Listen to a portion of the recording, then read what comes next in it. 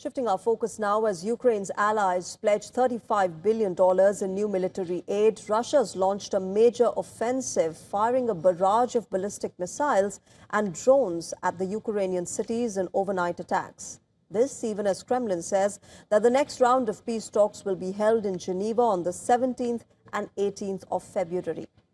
According to Ukrainian President Volodymyr Zelensky, Russia unleashed large-scale overnight strikes, firing 219 drones and 24 ballistic missiles. The attacks caused casualties and damaged energy infrastructure in Kyiv, Odesa and Dnipro. In response, Ukraine reported that its forces struck and destroyed a Russian ammunition depot.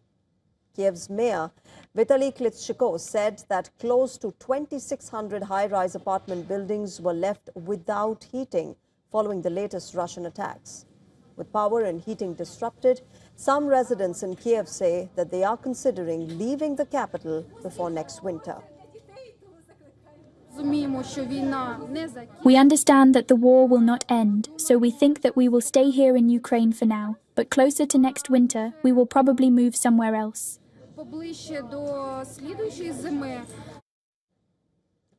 Meanwhile, during a meeting of NATO's Ukraine Defense Contact Group, Ukrainian Defense Minister Mikhailo Fedorov asserted that Russia sustained record losses in Ukraine last December. He added that Ukraine's objective is to reach 50,000 confirmed enemy losses per month. Our approach to war is already yielding results. The losses of the Russian army are growing. In December, Russia suffered record losses of 35,000 soldiers killed and seriously wounded. All these losses are verified and have video confirmation. Our strategic goal is to have at least 50,000 confirmed enemy losses per month. Russia cannot achieve victory on the battlefield. Therefore, it is waging a war against the civilian population and critical infrastructure.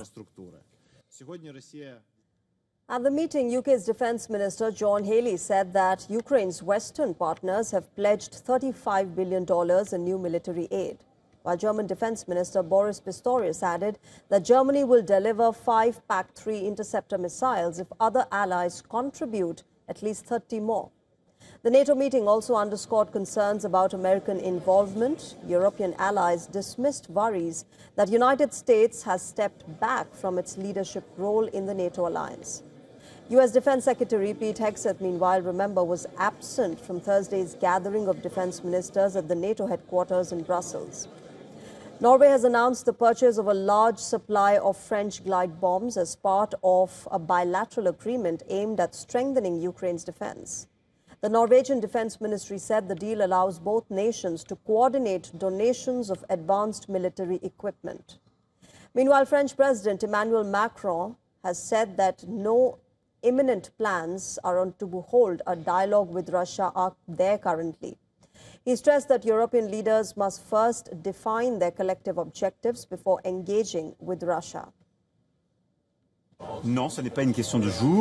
No, it's not a matter of days. There are preparations involved. My diplomatic advisor has been sent. Tomorrow we will have a support group for Ukraine with everyone who is present in Munich. I think what we need now is to work among ourselves on what we want to ask. And what do we want? We want security guarantees for Ukraine, but we also want things for Europeans.